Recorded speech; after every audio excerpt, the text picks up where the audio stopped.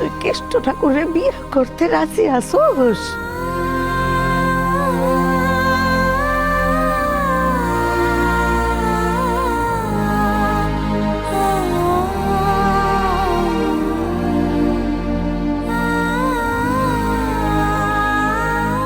কিন্তু কিন্তু বাবা ক্লাসটা ফেলে দিল কেন?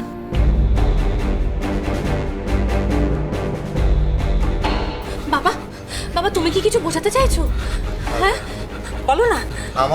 আমার মনে হয় মাসিমা যে পাখির সিদ্ধান্তটাকে মেসোমশাই সম্মতি জানালেন আর কি।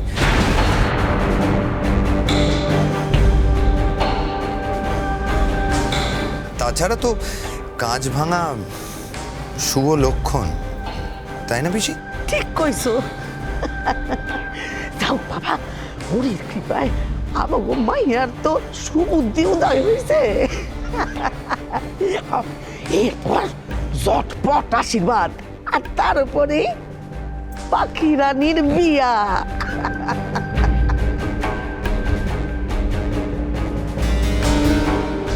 আরে কি হইল? খাম্বার মতো খাড়াইয়া আছিস কেন? আরে বাপেরে প্রণাম কর। আরে কৃষ্ণ ঠাকুর, যাও বাপেরে প্রণাম করো। হ্যাঁ। আরে শরৎ, দেখ তোর মাইয়া তোর মনের ইচ্ছা পূরণ করছে।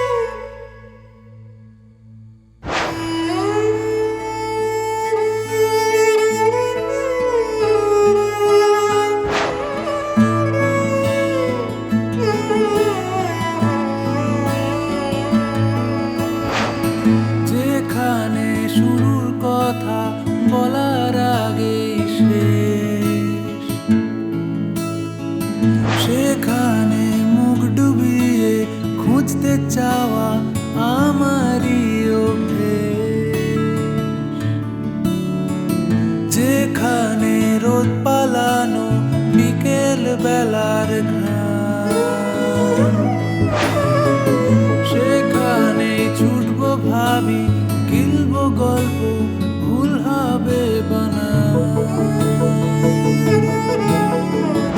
এই বুঝি ফসকালো হাত আর কালো রাত করে সময় গেল আয়োজনে। প্রত্যেক দিন ভয় পাওয়া সব ইচ্ছেগুলো অনেক ঝড়ের শব্দ শোনে।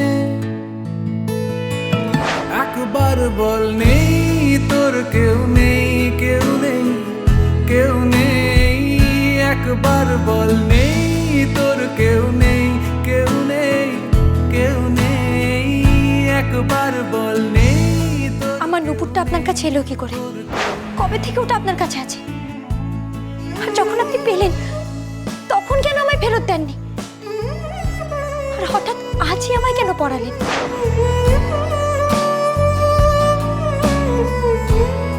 তোমার নুপুরটা আমার কাছেই ছিল, তাই বলে এটা ভেবো না যে একটা বড় লোকের ছেলে তোমার নুপুরটা নিজের বুকে আগলে ধরে বসেছিল।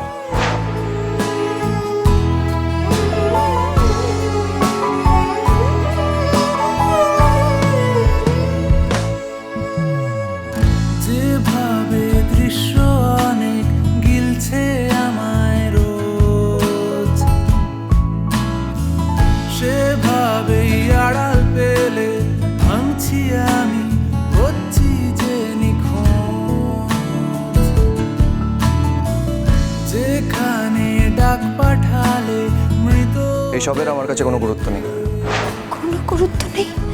তোমার কাছে থাকতে পারে, কিন্তু আমার কাছে ওই ইনসিডেন্টের বা তোমার কোনো ইম্পর্টেন্স নেই।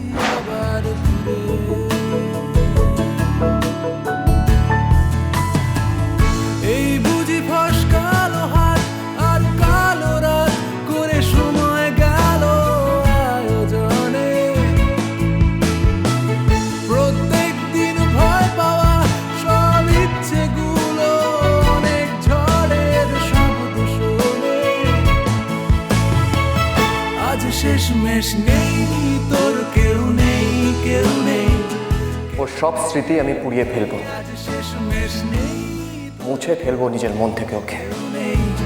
কেউ নেই, আজ শেষমেশ নেই তোর। আজ থেকে আমার জীবনে কুমারী পাখি ঘোষ দস্তিদারের কোনো অস্তিত্ব নেই। একবার বল নেই তোর কেউ নেই, তোর কেউ নেই, তোর কেউ নেই, ও তোর কেউ নেই। আজ বড় আনন্দের দিন। আচ্ছা, এই সুমিত্রা, এই পুরুষ মশাটা তো খবর দিতে হইব, হ্যাঁ? ওরে আইতে হইব, দিন ক্ষণ টাকা করতে হইব। আরে কত কাজ আমার এখন। কেষ্ট ঠাকুর, হ্যাঁ, শরৎরে একটু ভেতরে লইয়া যাও তো, হ্যাঁ? হ্যাঁ, যাই।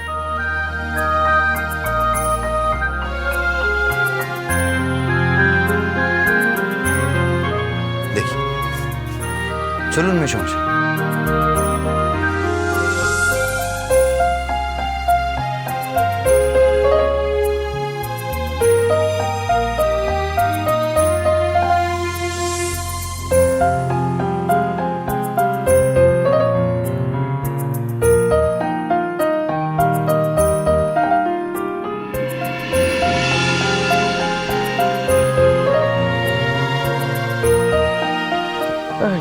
শুনো সুমিত্রা, কাইলি পুরোহিত মশার কাছে যাইতে হইবে, কারণ শুভ কাজ তো ফেলাই রাখা ঠিক হইব না। একটা ভালো দিনক্ষণ দেখতে হইব, বুঝলা না? কালি? হ হ, কাইলি।